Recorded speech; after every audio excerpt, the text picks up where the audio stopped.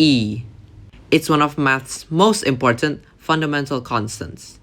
But can it be calculated in Minecraft? In this video, I will go over how this seemingly random string of numbers can be reduced to simple calculations, how I implemented it in Redstone, and why calculating E is actually easier than pi.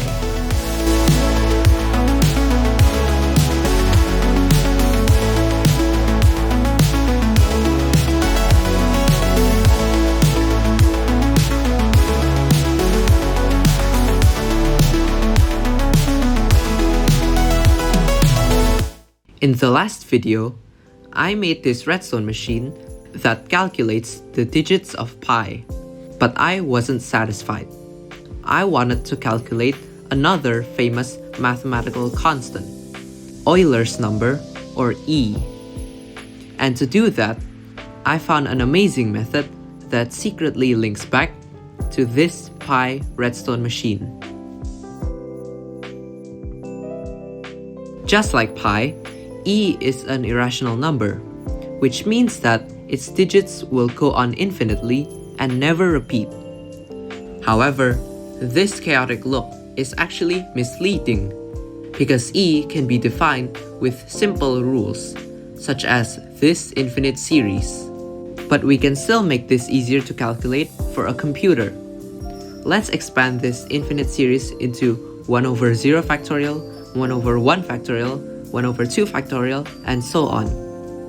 For those who don't know, in math, if you have, let's say, 10 factorial, it is equal to 10 times 9 times 8, etc., all the way down to 1, and 0 factorial is equal to 1. We can expand each factorial in this way, but reverse the order of the numbers, and for 1 over 0 factorial, we will just put 1 for convenience. We can further expand each term like this. You might notice that almost all of these terms include a 1 over 1, which means we can factor it out like this.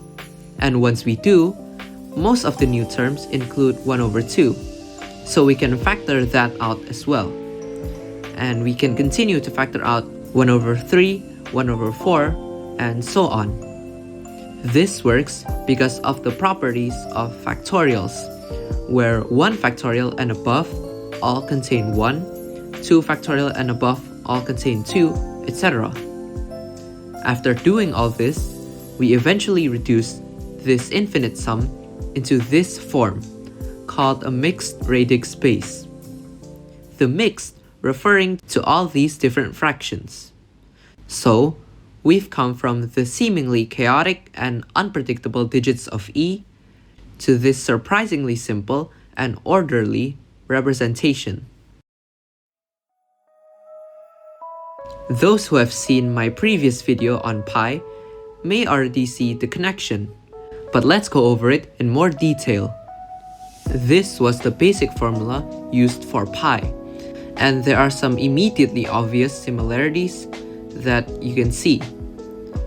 For E, we had an infinite sum containing factorials, and for pi, we also have an infinite sum that also contains factorials. By the way, this double factorial is basically the same as a normal factorial, but it only includes the odd numbers. We can once again expand this infinite sum and take advantage of the fact that each term and all the subsequent terms contain the same factors due to the factorials. Factoring these fractions out, and we once again get a mixed radix space, this one equaling pi. Therefore, if we know how to extract the digits of pi from its mixed radix space representation, we should be able to do the same with E. In the redstone machine, to store this mixed radix space, we will be using an array, which at the beginning will store all ones. This represents these ones, which are the so-called digits, and they're the important ones to keep track of. Meanwhile, the fractions aren't actually explicitly stored, because we can simply look at the index of the digits. The length of this array depends on how many digits we want to calculate. For this build, I chose a nice round number of 25, and the number of elements required in the array for that is 25 plus 2, which is 27. Now, I mentioned that calculating E is actually easier than pi, and what I mean by that is that the infinite series for E converges much faster than the infinite series for pi. I whipped up this Desmos graph to demonstrate, and as you can see, the series for E only requires 6 terms to be accurate to 4 digits, while the series for pi requires 10 terms. This is why later in the video, I was able to calculate more digits of E with a smaller array and with less time. Now, I will explain the steps of the algorithm and how they are done with Redstone. By the way, the algorithm comes from this paper by AHJ Sale, which you might want to check out. Before starting, we need to store the mixed radix base form of E in the machine's array, which is just all ones. There is a redstone clock in the reset circuit, and it basically makes a counter count downwards from the last index, which is 26, down to 0, and the number 1 is stored in each index. The first main step of the algorithm is to multiply every element of the array by 10. What this does is that it will multiply the value of E by 10, becoming 27.1828 and so on, and effectively shifting all of the digits left by 1 place. So the first digit 2 is in the tens place, which the algorithm will calculate later.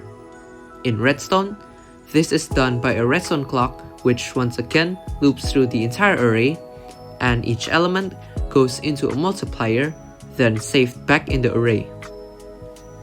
Next is the carry step. In this step, the algorithm starts at the back of the array, and it basically tries to simplify the expression as much as it can. The way it does this is it looks at a digit fraction pair like this, and it does integer division. The quotient can be moved out like so, carrying it over to the next digit, and the remainder has to stay inside the parentheses. In Redstone, the same situation can happen if the element at index 4 of the array is 10. So the divider receives 4 as a divisor, and it tries to do 10 divided by 4.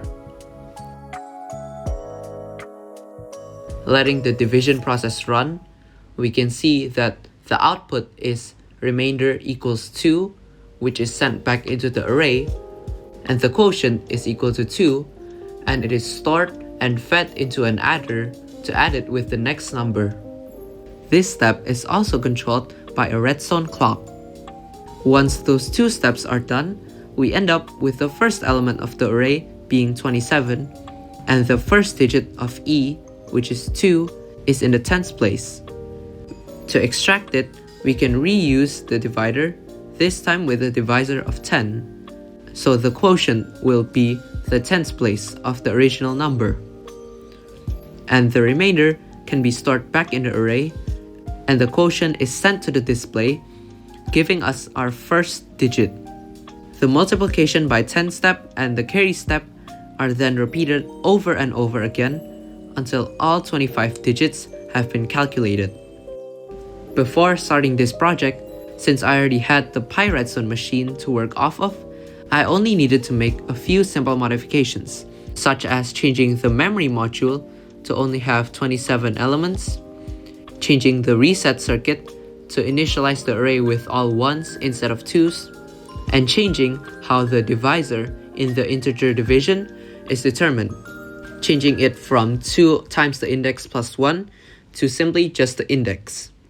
So, that's it for the explanation of this video. Now, it's time to see the E calculator in action.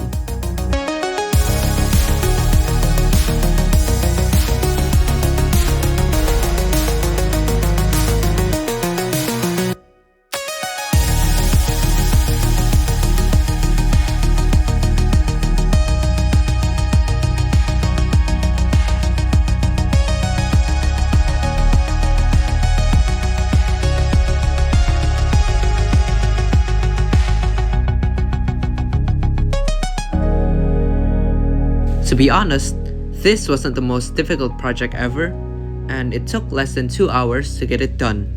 However, I find the math to be really interesting, and I think it's beautiful how two unrelated but equally important constants can be represented in such a similar way, and thus be calculated with almost the same method.